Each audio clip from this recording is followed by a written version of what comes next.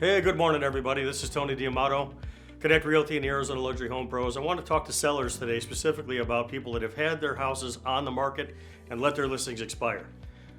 I want to address three major things. Number one, if it didn't sell in a timely fashion, especially in this market, more than likely it was overpriced, okay? The second reason is it wasn't show ready, okay? It's got to be clean, it's got to be neat, it's got to, have that nice homey feel for people to walk in and actually want to buy the house. The third thing is it may not have been marketed properly. Now, I'm not saying that your agent didn't do their job. However, it just depends on what your house looks like and who's looking for it. Okay, so those are three crucial things that you really need to keep in mind. All right, thanks for watching. Have a great day. Look forward to hearing from you.